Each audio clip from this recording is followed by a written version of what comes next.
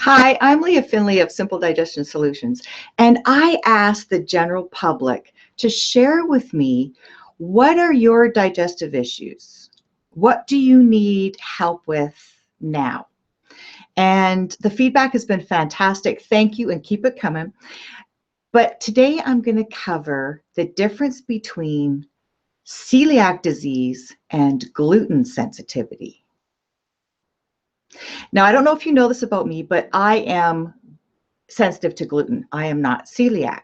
And there's a huge difference. Let's cover celiac first. Celiac disease is actually a gene that's hereditary. What's interesting, there's two things interesting about this. One is, even if you have the gene, that doesn't mean that you're going to get celiac disease.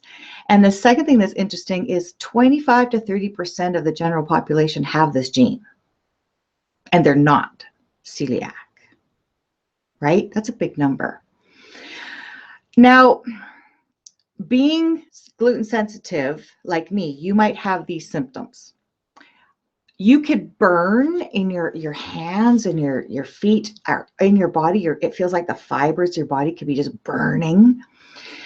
You could have severe constipation or chronic diarrhea, or both. And it's really something with celiac disease, because that celiac experiences this too. But there are symptoms that aren't even related to digestive issues. Now, how confusing is that? It could be things from anemia and bone density, loss of bone density. There could be dental, you might see this on people where their dental enamel is eroding away.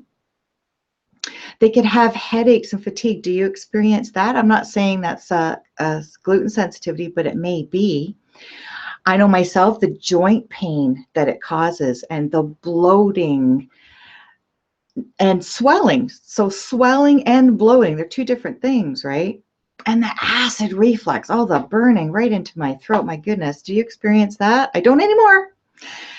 The children could also have behavioral problems. There's so much, and it affects everybody so differently that my heart really goes out to everyone that is either gluten sensitive or celiac. Now, there's another thing I want you to be aware of. Some people are going gluten-free just to maybe lose weight, or they've heard that wheat isn't that good for you, or something like that. Well, gluten isn't just in wheat, it's in other grains as well. And sure, if you stop eating breads and cakes and donuts and stuff like that, it could definitely help with your weight loss goals. Any refined foods that you limit would be a better choice. But I'm talking, this is really serious. This is a really good tip. So I'm going to offer you more tips, but this is one good one. Go gluten-free without going gluten-free. Well, what in the heck do I mean by that, right? Well, you've probably seen now that there's tons and tons of foods coming out now that say gluten-free.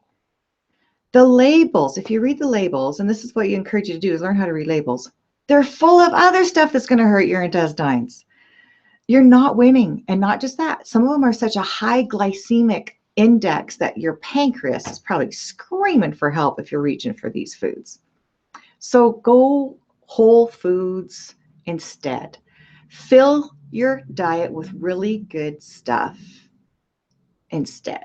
So going gluten-free means making proper choices of very good healthy proteins and vegetables and fruits. If you tolerate them, everyone's different. You know the expression, one man's food is another man's poison. So here's why I bring this kind of information.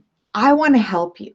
There is a safe, friendly way to find out what you need to add to your diet to repair and rebalance and function as good as you can.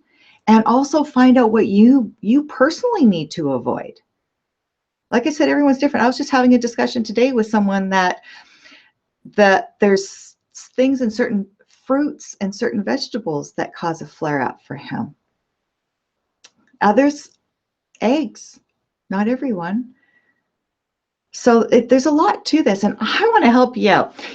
Let's just start like this. Reach out. Let's have a conversation. either email me or send me a message on Facebook.